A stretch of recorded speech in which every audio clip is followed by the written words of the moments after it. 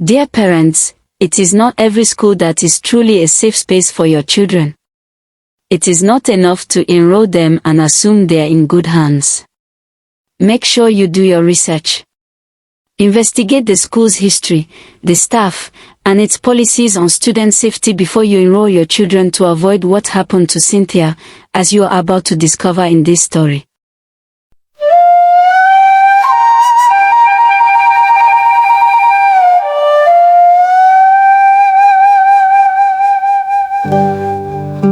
This is the story of Cynthia, a new student in Lagos National Grammar School, who was treated like a commodity by her teachers.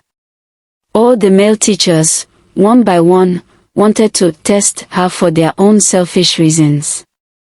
From the day she resumed, the moment she walked through the school gates, everyone noticed her. There was something about her, something that set her apart from the rest of the students. At first glance, she seemed quiet, reserved, almost shy. But when she spoke, it was clear that she wasn't like the others. She was smart, beautiful, and had a mysterious air about her that made even the most seasoned student and teachers take a second look at her. Her brilliance was unmistakable. From the moment she walked into the classroom, all eyes were on her. The male teachers couldn't help but take notice. It wasn't just her intelligence that caught their attention. It was her beauty and charming demeanor. And not so long, as the days went on, all the male teachers, one by one, started to circle her like vultures waiting for their turn to pounce. At first, it seemed innocent enough. Mr. Charles, the young mathematics teacher, claimed he wanted to help her improve her grades. Mr. Chuka, the English teacher, also pretended as if he wanted to guide her through a special project. And Mr. Donald, the oldest and most respected teacher in the school, took her under his wing for a special history lesson. But what if their intentions were not as innocent as they seemed? Cynthia began to notice things. Strange things. Things that didn't add up. Little moments where she felt uncomfortable, but she brushed them off. She couldn't help but wonder what the real reason they wanted to spend so much special time with her. Was it really about her education? Or was there something more behind their interest? In the end, Cynthia would discover something that would change everything, something she never saw coming. A secret that, once uncovered, would make her wish she had never been to that school. But by then, it would be too late to undo the damage. Lagos National Grammar School wasn't just any ordinary school. It was prestigious, known for producing some of the smartest minds in the country. The classrooms were filled with hardworking students, all striving to be the best. But beneath the polished reputation of the school, there was a secret that no one ever talked about, a secret that was slowly creeping into the lives of the female students, especially the ones who stood out in beauty and intelligence. The teachers at this school were not just educators, they were secret admirers. Some were genuinely kind, and others were driven by emotions and ambitions that didn't always align with the well-being of their students. It wasn't uncommon to hear whispers in the hallways about certain teachers being too involved with certain students. Some of the students found it odd, others turned a blind eye. But those who noticed knew better than to ask questions. For Cynthia, the first to approach her was the young, ambitious Mr. Charles. He had a reputation for being eager to please, especially the headmaster. He wanted to make an impression, while his hidden motives were behind the shadows. His usual tactics is to always pretend as if he wants to help the students become better in their academics. He saw Cynthia as his ticket to advancing in his mischievous career. He was determined to make her succeed, but not just because he really cared about her future. It was because there's always a spark of fire in his eyes. If he could claim to have her success in mind, then he can have his way to execute his plans, as he thought to himself. Then there was Mr. Chuka. Charismatic, charming, And always with a smile on his face, Mr. Chuka had a way of making students feel special. He was the kind of teacher who could make you feel like you were the only one in the room, and for some, that was enough to win their trust. But what they didn't realize was that Mr. Chuka thrived on that trust. He preyed on vulnerable students, especially those like Cynthia, who were new to the school and didn't yet know how things worked. To him, Cynthia wasn't just another brilliant student, she was an opportunity. He had a way of making students feel indebted to him, and he used that power to get whatsoever he wanted from them. Finally, there was Mr. Donald. The older, more experienced teacher who commanded respect without saying a word. He had been at the school longer than anyone else, and his reputation preceded him. But there was something different about Mr. Donald. He wasn't as outwardly ambitious as Mr. Charles or as charming as Mr. Chuka. He didn't need to be. His respect in the school was earned through years of experience, and that respect gave him an authority that others couldn't touch. But underneath that calm exterior, there was a mysterious past that no one dared to ask about. Some students whispered about it, but no one knew for sure. But what they did know was that Mr. Donald don't get involved with students unless he had a reason. And when Cynthia came into his radar, it was clear that she had caught his attention for reasons no one could explain. One day, Mr. Charles invited Cynthia to stay after class, under the pretense of offering extra help to ensure her success. "Cynthia, you have a gift," he told her one afternoon, his voice smooth and reassuring. "If you want to excel, you need to practice beyond the classroom. I'll help you, of course." It seemed innocent at first, just extra lessons after school. Cynthia, eager to improve, agreed without hesitation. But each extra class seemed to stretch longer and longer. The atmosphere would shift once the last bell rang, and the school was empty except for the two of them.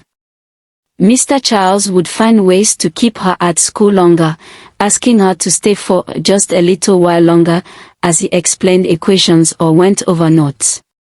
But with each lesson, his words started to feel less about mathematics and more about personal matters. His compliments, once professional, began to carry an undertone that made Cynthia uneasy.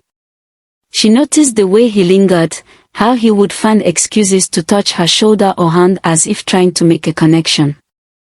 "I think you're incredible, Cynthia," he would say, his gaze lingering just a little too long. "Not many students can understand these equations so quickly. You make teaching a pleasure." At first, Cynthia didn't want to believe it.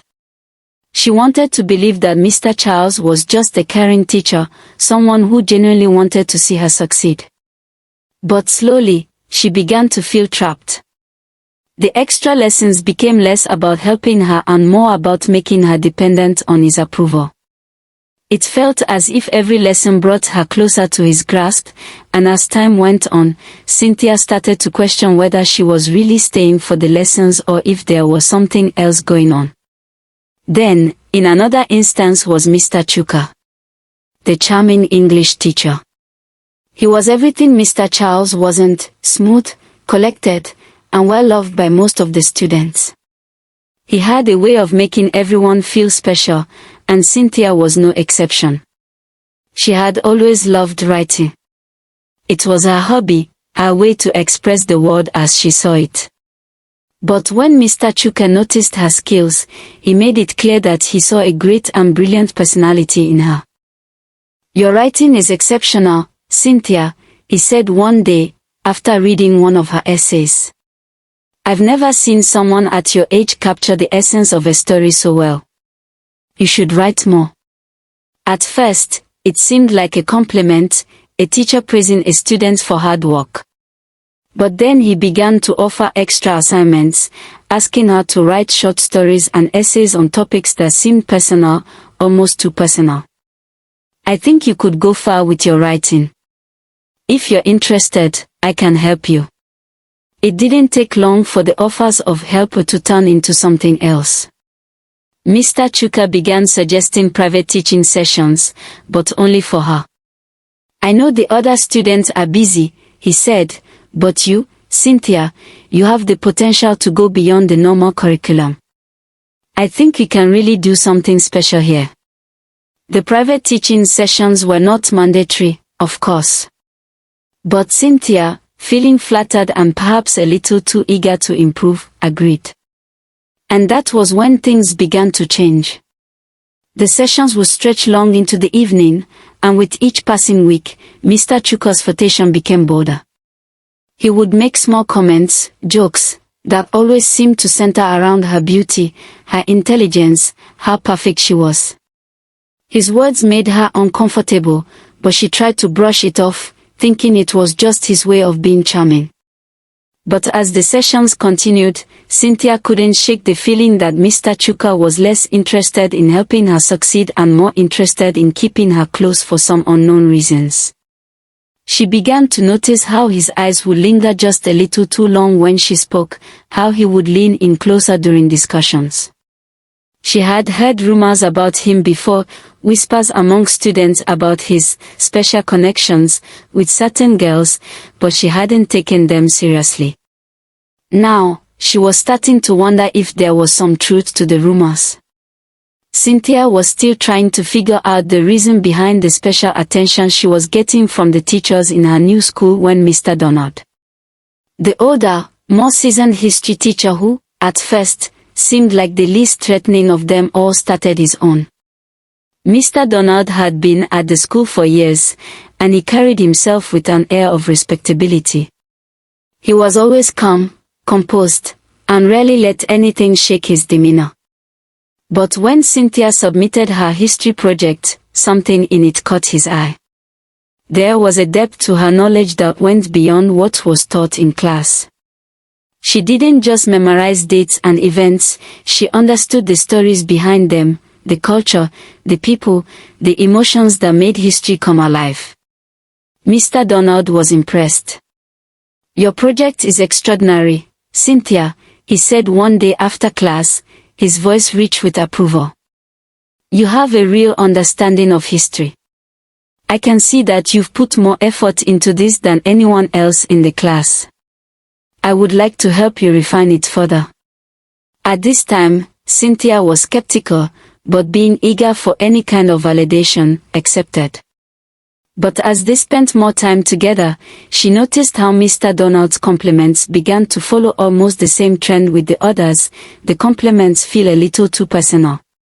He would make casual remarks about her family, as if he knew things about her private life that she hadn't shared with him. "I noticed in your project that you referenced your grandfather's legacy," he said one afternoon. "Your grandfather was a fascinating man. He must have been an incredible influence on you. I can see that you take after him." Cynthia was taken aback. She had never mentioned her grandfather to Mr. Donald, nor had she written anything in her project that suggested such a personal connection.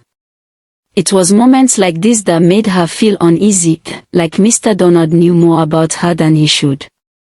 And as the sessions continued, those personal comments kept coming, each one a little too close to the truth. As the days passed, Cynthia started to feel like she was walking on a thin line. She wasn't sure who to trust anymore. Mr. Charles, Mr. Chuka, and Mr. Donald, each one seemed to have a different reason for getting close to her, but none of them felt truly innocent. She began to notice the way other students whispered about her behind her back, the way they looked at her with knowing eyes. She couldn't shake the feeling that everyone, even the other students, could see something she couldn't. Something was wrong. And Cynthia wasn't sure how much longer she could keep pretending that everything was okay. As the days went by, Cynthia began to feel more and more isolated. The once vibrant, eager, and beautiful student who entered the school with hope and determination now felt like a shadow of herself. Her beauty and brilliance, the very thing that once made her stand out, had become the reason why the teachers had taken such a keen interest in her. She had always been a quiet girl, focused on her studies, and the sudden attention was both overwhelming and confusing. Why her? Why now? It wasn't just the lessons, the extra teachings, or the constant compliments anymore. No, it was something deeper. Something that didn't sit right in the pit of her stomach. But what could she do? Who could she turn to? Cynthia didn't have the answers, and with each passing day, she felt like the walls were closing in on her. She wanted to speak up, but fear held her back. Fear of what might happen if she said something. Would the teachers retaliate? Would they ruin her reputation, make her life a living nightmare? She was just one student, after all. A student against the power of her teachers, the ones who held the keys to her grades, her future, and her very place in the school. No, speaking up didn't seem like an option. But the weight of it all began to crush her. It wasn't just the extra classes, the constant invitations, or the overly personal comments. It was the realization that her talent, her very gift for learning, was no longer her own. It had become a tool that others wanted to control, to use for their own purposes. Cynthia had always prided herself on being able to think for herself, on being independent. But now, her mind was clouded. Was she really making progress with her studies, or was she just being manipulated? Her performance in class began to suffer. The confidence that had once propelled her to the top of her class began to wither. Every time she picked up a textbook or sat down to write an essay, the weight of her situation pressed on her shoulders. It felt as though every assignment, every answer, was no longer for herself but for the selfish interest of her teachers. It was no longer about learning, it was about them trying to take advantage of her. And to play the game they wanted. Deep down, Cynthia knew she wasn't winning. One day, during lunch, Cynthia found herself sitting alone in the cafeteria, picking at her food.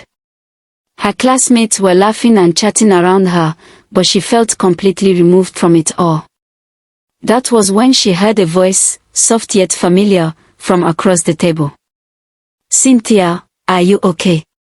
It was Nkechi, a girl from her class who always seemed to know when something was wrong. Cynthia hesitated for a moment before looking up. "Yeah, I'm fine," she lied. Nkechi didn't believe her. She leaned in closer, her eyes scanning the room to make sure no one else was listening. "Are you sure about that? You've been looking distant lately." Cynthia swallowed hard, her throat tightening as she tried to keep the tears from welling up in her eyes. "It is just the teachers, Nkechi. They're all over me. It's like they want something from me, but I don't know what." Nkechi's face softened with concern. "I've noticed. They have been acting strange with you, haven't they?" Cynthia nodded, feeling a lump in her throat. "I don't know who to trust anymore. They keep telling me I'm special, that I have potential, but it doesn't feel like they're helping me. It feels like they want to have something with me." Nkechi leaned back in her seat, glancing around once more before speaking in a low voice. "Cynthia, you're not the only one they've done this to. I've heard things, whispers, rumors. Some of those teachers have a history. A history of taking advantage of students, especially the girls. Some of the older ones, like Mr. Chuka and Mr. Charles, they've been known to get too close to their students. And it's not always for the right reasons." Cynthia's heart dropped as she absorbed the weight of her friend's words. She had suspected it, but hearing it out loud made it all the more real. She had heard rumors in passing, but she hadn't taken them seriously. Maybe they were just rumors, after all. But now, with Nkechi's words echoing in her mind, Cynthia felt a sinking feeling in her stomach. She wasn't imagining things. She wasn't overreacting. The teachers wanted something from her, just like they had done to others before her. Nkechi's voice brought her back to reality. Cynthia, listen. You're not alone in this. I've been watching them too. I know what they're doing, and you can't let them get away with it. Cynthia looked at her friend, unsure of what to say. She didn't know if she was ready to confront the truth, ready to take the risk of speaking out. The fear still lingered, but somewhere deep inside, a flicker of determination began to burn. Maybe it was time to stop pretending. Maybe it was time to take back control. But even as she thought this, the weight of the situation continued to press down on her. She could feel the tension mounting in her chest. She didn't want to disappoint her family, her friends, anyone. What if she was wrong?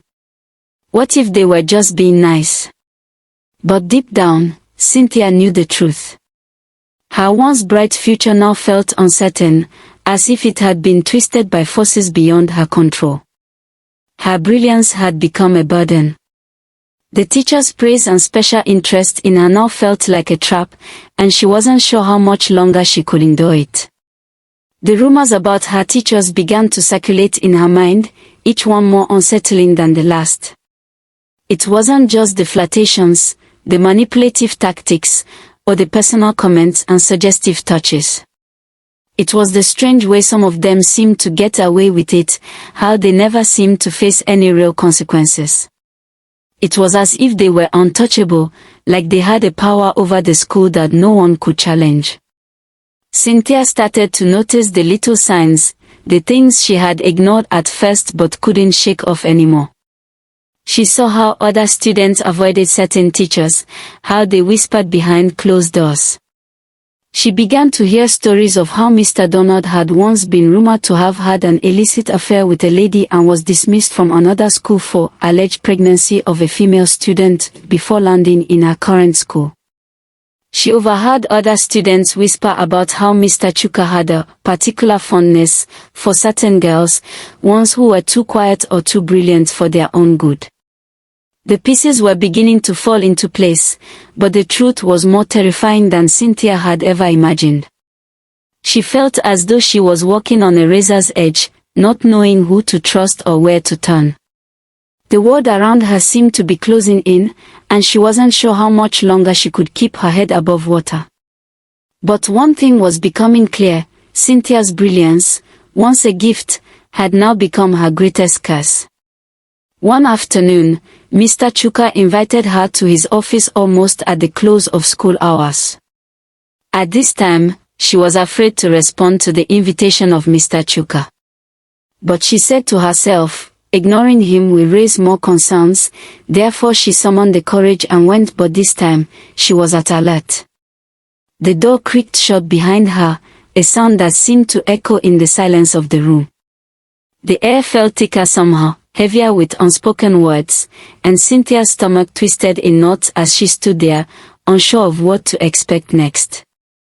Mr. Chuka was seated at his desk, a smile on his face that didn't quite reach his eyes. "Cynthia," he began, his voice smooth, almost too smooth, "I have a special project for you. An interesting one. Come and sit close to me, let me put you through it." Mr. Chuka had his plans. As Cynthia sat and innocently got ready for the session, Mr. Chuka started making strange advances towards her, trying to touch her in a sensitive way. Cynthia didn't respond at first. But as the advances got deeper, it became clear to her that her teacher wanted to have an affair with her, and she screamed, but no one was around to help her because it was already past school hour. The struggle ensued as she resisted him. He became more persistent and her school uniform got torn in the struggle. Finally, Cynthia managed to slam the door open and ran outside and managed to cover herself. She couldn't go to the hostel as some students may not believe her story and may misinterpret it to be something else or her being overreacting. Cynthia sat down weeping and reflecting over all that had happened. She came to Lagos National Grammar School as an innocent and brilliant student, but now, she was faced with all kinds of manipulative, suggestive emotional abuse by her teachers. As the school term dragged on, Cynthia's spirit grew weaker. The constant emotional and mental torment from her teachers drained her. She felt alone, unheard, and powerless. Each day became a struggle, a battle to survive in an environment that was meant to nurture her. When Cynthia finally gathered the courage to report her experiences to the school authority, she expected justice. She thought they would listen. She believed they would take action. But instead, she was met with disbelief. "That's impossible," they said. "Our teachers are professionals. Maybe you misunderstood their intentions." No one believed her. No one took her pain seriously. The greater pain was when she was not believed by the school authority when she spoke up. And so, Cynthia suffered in silence. When the holiday finally came, Cynthia returned home, but she was not the same girl who had left months ago. The once vibrant and brilliant Cynthia had become withdrawn. She lost interest in the things she once loved. She barely ate. She struggled to sleep.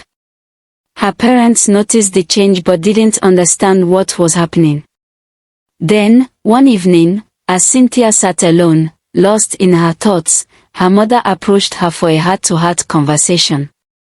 At first, Cynthia hesitated. She feared that her own parents wouldn't believe her either. But when her mother gently pressed on, reassuring her that she could share anything, Cynthia broke down in tears and revealed everything. She spoke of the manipulation. She spoke of the suggestive harassment. She spoke of the emotional torture that had left scars deep inside her. Her mother was horrified. Her father was enraged. They had trusted the school. They had believed it was a safe place for their daughter. But now, they realized the truth. It was a place of hidden abuse, where authority figures preyed on the very students they were meant to protect. Determined to uncover the full extent of the situation, Cynthia's parents began speaking with other students, both past and present. What they discovered was even more shocking. Cynthia was not the only one. Many students, particularly young girls, had suffered similar abuse but had remained silent out of fear. With this evidence, Cynthia's parents took action. They reported the case to the authorities, who launched a full-scale investigation. The truth was undeniable. The school had failed in its duty to protect its students. The abuse had been systemic, covered up for years under the guise of discipline and mentorship. In the end, justice prevailed. The government intervened by sealing up the school permanently. The corrupt teachers faced the consequences of their actions.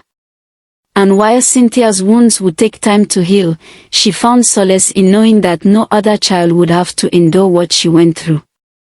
Dear parents, it is not every school that is truly a safe space for children. It's not enough to enroll them and assume they are in good hands. Do your research. Investigate the school's history, its staff, and its policies on student safety. For parents with children in boarding schools, check on them regularly. Don't just ask about grades, ask about their well-being. Look out for changes in behavior. Create an environment where they feel safe enough to share their struggles with you.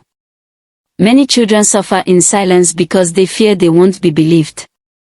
But as parents, guardians, and protectors, we must always be their first line of defense. No child should have to fight for their safety alone. If this story resonated with you, please share it with others. Let's raise awareness and ensure that no child suffers in silence. Don't forget to like, comment, and subscribe for more stories that shed light on real-life issues. And if you have any experiences or thoughts to share, drop them in the comments. Your voice matters. Thank you for watching. See you in the next video.